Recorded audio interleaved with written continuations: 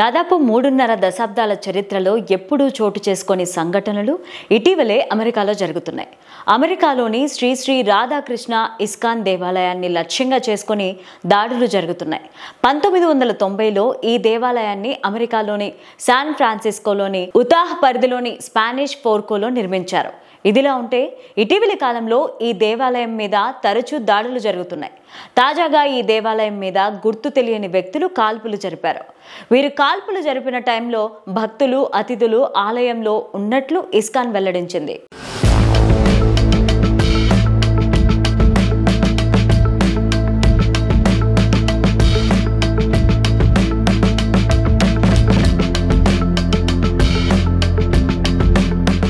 సుమారు 20 నుంచి 30 వరకు తూటాలు ఆలయ తోరణాలు గోడల్లోకి దూసుకెళ్లాయి.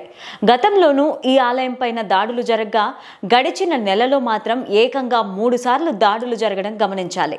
తాజాగా జరిపిన కాల్పులు ఆలయానికి తీవ్రంగా నష్టపరిచినట్లుగా ఇస్కాన్ పేర్కొంది.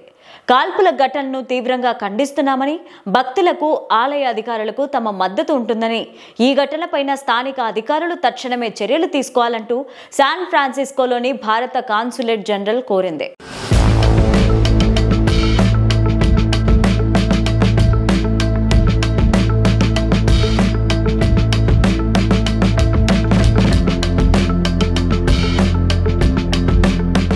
ఇస్కాన్ టెంపుల్ మీద జరిగిన దాడులు విద్వేషంతోనే జరిగినట్లు భావిస్తున్నారు. గతంలోనూ దాడులు జరిగినా ఇటీవలి కాలంలో తరచూ దాడులు జరగడం పైన ఆందోళన వ్యక్తమవుతోంది.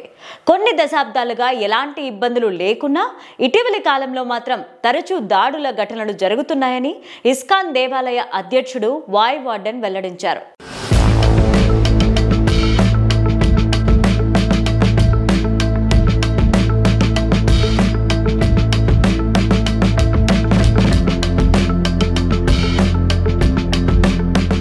శాన్ ఫ్రాన్సిస్కోలో మాత్రమే కాదు, గత ఏడాది కాలిఫోర్నియాలోని ఇస్కాన్ దేవాలయం మీద కూడా దాడులు జరగడాన్ని గుర్తు చేస్తున్నారు. ఖలిస్తానీ ప్రజాభిప్రాయ సేకరణ సందర్భంగా లాస్ ఏంజల్స్లోని హిందూ దేవాలయాలపైన దాడులు జరగడం గమనించాలి.